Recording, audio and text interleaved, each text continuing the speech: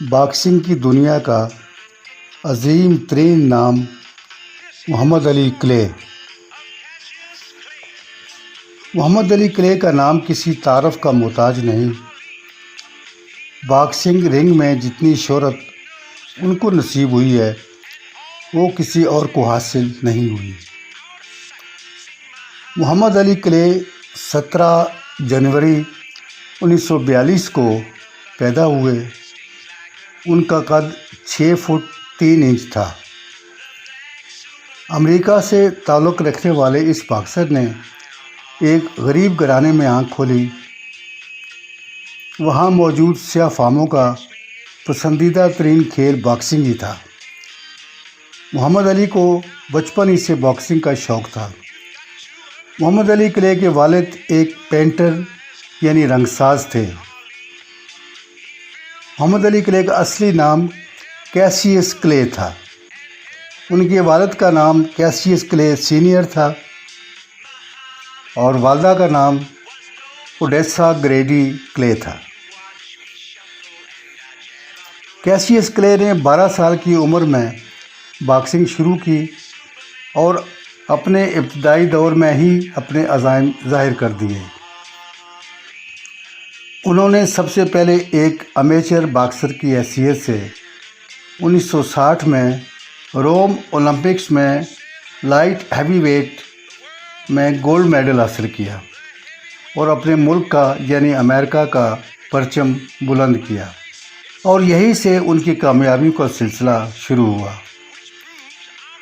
Heavy weight کے title کے لیے انہوں نے پہلی فائٹ 1964 میں لڑی۔ پروفیشنل باکسر کی حیثیت سے یہ ان کی پہلی فائٹ تھی۔ ان کا مقابلہ اس وقت کے WBA چیمپئن سونی لسٹن سے تھا۔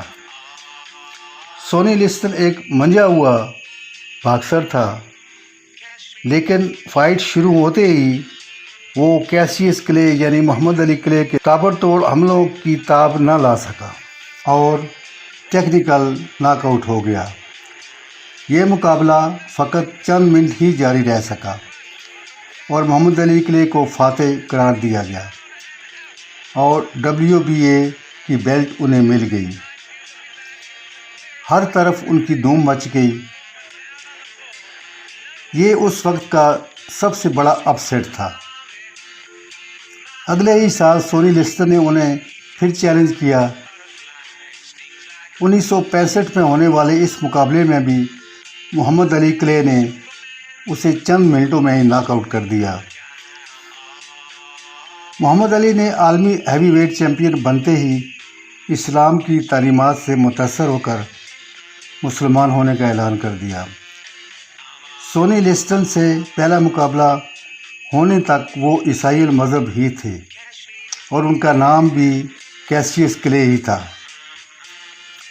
سونی لسٹن سے دوسرا مقابلہ انہوں نے اپنے نئے اسلامی نام یعنی محمد علی کلے کی حیثیت سے کیا۔ اس وقت امریکہ کے تمام میڈیا نے انہیں دی گریٹسٹ کا خطاب دیا۔ وہ خود بھی اپنے آپ کو دی گریٹسٹ ہی کہتے تھے۔ اس دوران ان کے کچھ میوزیکل البمز بھی ریلیز ہوئے جن میں انہوں نے دعویٰ کیا کہ میں ہی عظیم ترین ہوں اور ناقابل شکست ہوں۔ اس کے فوراً بعد ویتنام کی جنگ کے لیے جبری فوجی بھرتی کا معاملہ سامنے آیا۔ انہوں نے ویتنام کی جنگ میں شرکت سے صاف انکار کر دیا، جس کی پاداش میں ان سے ہیوی ویٹ کا ٹائٹل واپس لے لیا گیا اور 3 سال کی پابندی لگا دی گئی۔ انہوں نے اس فیصلے پر احتجاج کیا لیکن ان کی ایک بھی نہ سنی گئی اور یہ پابندیاں برقرار رہیں۔ یہ 3 سال کا عرصہ محمد علی کلے کے لیے ایک اذیت سے کم نہ تھا۔ پابندی ختم ہوتے ہی انہوں نے ایک نئے جذبے کے ساتھ رنگ میں کم بیک کیا اور ہیوی ویٹ ٹائٹل دوبارہ حاصل کر لیا۔ اس دوران انہوں نے دنیا باکسنگ کے عظیم ترین باکسرز جارج فورمین، جو فریزیئر، جو بیگنر، کین نارٹن اور دوسرے چیلنجرز کو شکست فاش دی۔ کچھ ہی عرصے بعد لیون سپنکس کے ہاتھوں انہیں شکست ہوئی اور ٹائٹل ان سے چھن گیا، لیکن دی گریٹسٹ نے ہمت نہ ہاری اور تیسری بار یہ ٹائٹل اپنے نام کر لیا۔ اس طرح محمد علی کلے 3 بار ہیوی ویٹ چیمپئن کا اعزاز حاصل کرنے والے واحد کھلاڑی ہیں۔ 1981 میں انہیں ایک بیماری لاحق ہو گئی، جس کی بنا پر انہوں نے رنگ کو خیر باد کیا اور اپنی تمام تر توجہ دینی امور پر دینی شروع کر دی۔ محمد علی کلے کا باکسنگ میں ایک منفرد اسٹائل تھا۔ وہ رنگ میں آتے ہی رقص کے انداز میں پورے رنگ میں دفاعی گیم کرتے تھے اور اپنے مخالف کھلاڑیوں کو پورا موقع دیتے تھے۔ انہوں نے اپنے ہر مقابلے کو تفریحی بنا کر رکھا اور مقابلے کے دوران مختلف حرکات کر کے تماشائیوں کو معزز کرتے تھے۔ مخالف کھلاڑی جب پورے رنگ میں دوڑ کر تھک جاتے تو پھر محمد علی کلے چند ہی موقعوں میں ان کا کام تمام کر دیتا تھا۔ ان کی زندگی کا سب سے بڑا اور مشکل مقابلہ جارج فورمین سے تھا۔ جارج فورمین انتہائی مضبوط جسم کا مالک تھا، لیکن محمد علی نے اپنے اسٹائل سے اس کو تھکا کر اسے ناک آؤٹ کیا تھا۔ باکسنگ کے انٹرنیشنل مقابلوں میں انہوں نے 105 فائٹس کی اور 100 میں انہیں جیت نصیب ہوئی۔ صرف 5 مقابلوں میں انہیں شکست کا سامنا کرنا پڑا۔ ناظرین، یہ اعداد و شمار کسی بھی باکسر کا صرف خواب ہی ہو سکتے ہیں۔ ہیوی ویٹ مقابلوں میں انہوں نے 61 فائٹس کی اور 56 میں انہیں فتح نصیب ہوئی۔ ان میں 37 مقابلوں میں اپنے حریف کھلاڑیوں کو ناک آؤٹ کیا۔ صرف 5 فائٹس میں انہیں شکست ہوئی۔